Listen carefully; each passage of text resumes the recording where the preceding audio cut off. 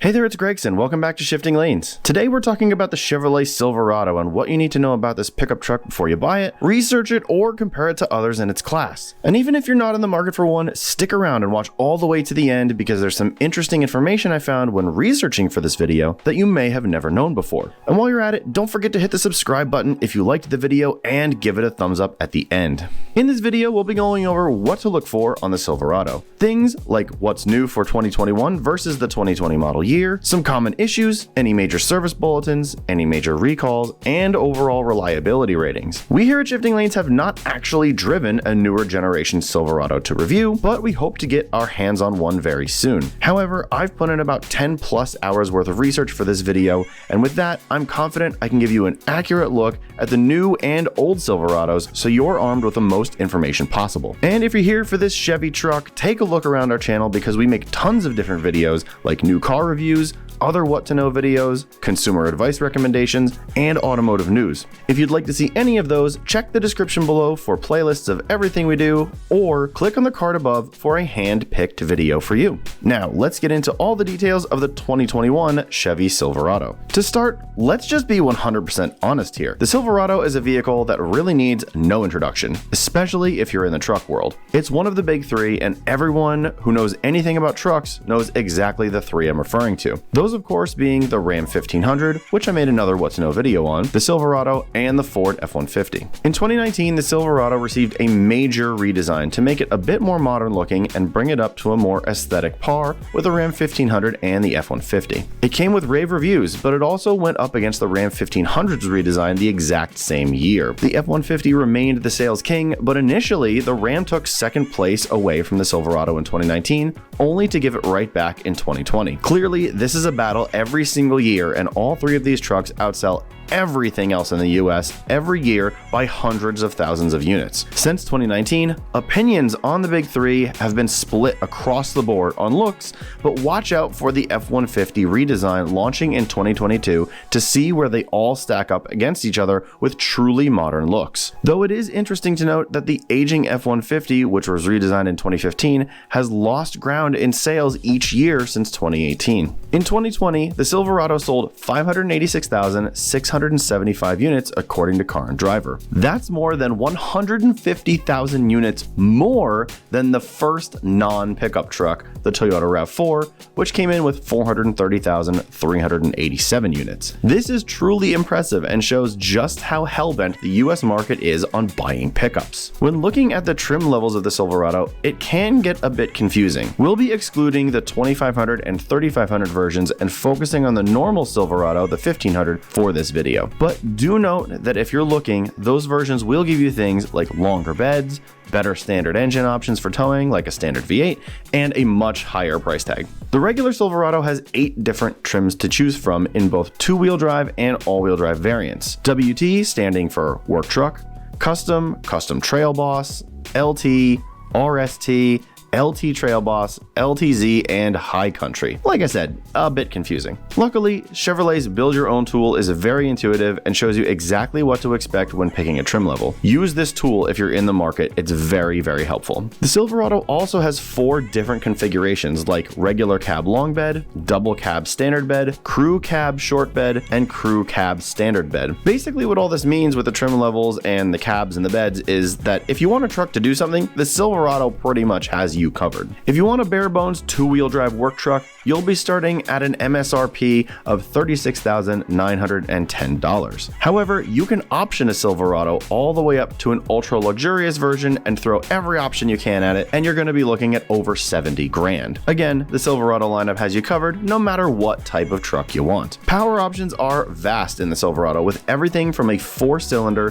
2.7 liter turbo that makes 310 horsepower and 348 pound-feet of torque to a beefy 6.2 liter Ecotec 3 V8 producing a stout 420 horsepower and 460 pound-feet of torque. So what's new for 2021 versus 2020? Well, for a truck that was just redesigned 2 years ago, quite a bit actually. There are a ton of new features on the half-ton Silverado, including a newly available multi-flex tailgate that opens and folds 6 different ways. On top of that, any trim with either the diesel 6-cylinder or turbocharged 4 gets better max towing stats with 1,900 pounds for a total of $9,500 and 2,600 pounds for a total of $9,600 respectively. And on the towing note, there are now many new trailer assistance technologies like a pretty cool jackknife alert, which will send a warning if you're about to do just that. Also, there's a trailer length indicator that helps the driver change lanes safely when towing, and a cargo bed viewer that makes it easier to hook up a fifth wheel trailer. On the interior technology front, Apple CarPlay and Android Auto are now offered. Finally, there are optional adaptive dampers on the High Country,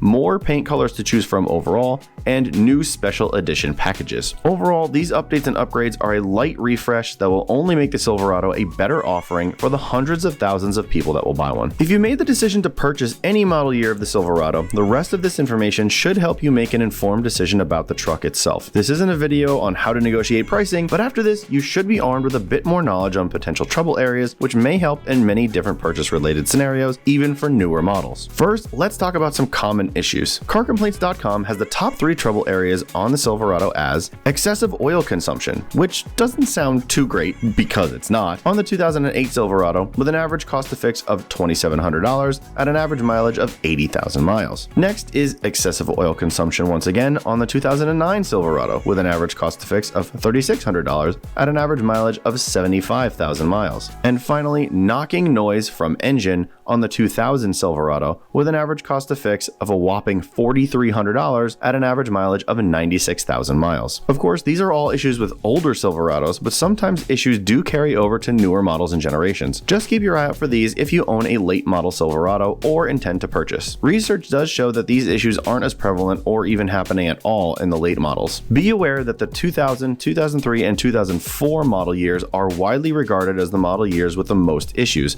so it's best to keep away from these if possible. Also be aware that the Silverado and Silverado 1500 may be logged differently on certain sites like Car Complaints, so keep that in mind when looking at issues online. Next, let's talk about the technical service bulletins or TSBs for the Silverado. If you didn't know, a TSB is a communication from the manufacturer, like Chevrolet, that document recommended procedures for repairing vehicles, and they happen when there are several occurrences of an unanticipated problem. For example, if consumers keep reporting that their doors won't lock because a wire in the door is known to disconnect, and it's happening across many different shops or dealers, the manufacturer will look into it, and if there's a fix, issue a TSB so that if it happens again, the fix is easily understood and rectified. The manufacturer may also find fixes proactively and issue a TSB if the fix does not require a recall. For the Silverado, there are hundreds of TSBs listed for many different model years. However, it's important to remember that this isn't a standard for reliability. Almost all cars have dozens, if not hundreds of TSBs for each year they are produced, so take this into consideration when doing your research. I won't go into all of the TSBs they list, but if you're more DIY inclined, it's worth poking around in the TSBs should you find something wrong with your vehicle and want to fix it yourself. You may find a TSB with the fix you need and could save yourself hundreds, if not thousands, in repair costs with the right know-how. On that note, let's talk about any active recalls that the Silverado has outstanding. Given that it has over 20 model years under its belt for the more modern versions, the Silverado has many recalls and they will all be logged at the National Highway Traffic Safety Administration, or NHTSA. I won't go into all of the recalls as they warrant their own video, but here are a few of the major ones to watch out for and the model years they relate to. For the 2000 Silverado, unwanted ABS activation. This can cause increased stopping distances during low-speed brake applications, which could result in a crash. Basically, this is saying that there is little to no braking at low speeds, which can cause you not to be able to stop. Not great. This recall happened in the Salt Belt states here in the US, which is New Jersey, Wisconsin, Michigan, Pennsylvania, basically any state that they use salt on the roads to help melt the snow and ice for better traction. For the 2005 Silverado,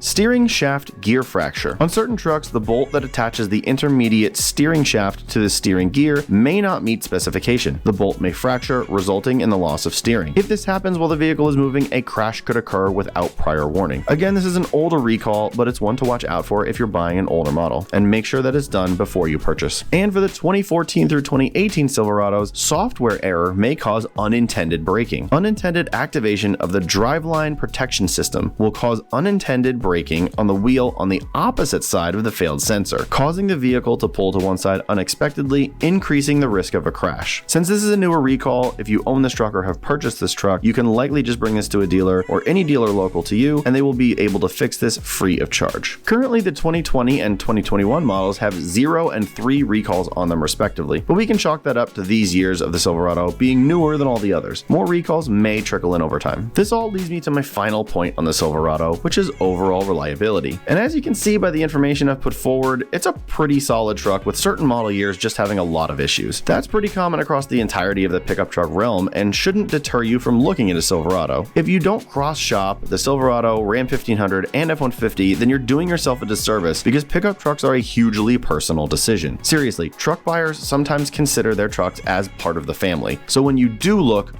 at them all. This will ensure you're getting the truck that best fits your needs and personality. The current Silverado isn't actually rated very highly by independent outfits like Consumer Reports, but almost all pickups aren't rated well by them. Clearly, these ratings don't matter as much because user-reported satisfaction with pickups on the whole is off the charts. Is the Silverado reliable? Well, some are and some aren't, but if you're in the market for a half-ton pickup, you likely don't care about them being hugely reliable and want something that's utilitarian and durable, which are two things that are vastly different than reliable. With all this being said, do we recommend you still go in to buy the Chevy Silverado if you've made the decision to purchase? That answer is a yes if you're in the market for a pickup truck. The Silverado, by and large, is a good truck with a cult following that will do any job you want it to. A new one will give you the peace of mind of a warranty, but a pre-owned certified one will also be a great buy. If you can swing it, stick to the newer ones and you'll be fine. But if you do want to buy an older one, you should be okay as long as it has a really good maintenance history and all of the recall work has been done. And if any of the issues I mentioned do crop up, or even new ones, and you buy a newer one, you still will likely have a factory warranty to cover you should anything happen, so go ahead and shop with confidence. I hope that this video does help you in making your buying decision a bit easier or has made you a better informed owner. If you want to follow us outside of YouTube, you can find us at Shifting Lanes on Facebook and Instagram, where we post about the cars we review, our personal cars, and industry news and adventures. And don't forget to hit the subscribe button and give this video a thumbs up if you found it informative or liked it at all, because that tells YouTube that you want to see more videos just like this. Again, my name is Gregson. Thank you so much for watching, and I'll catch you next time.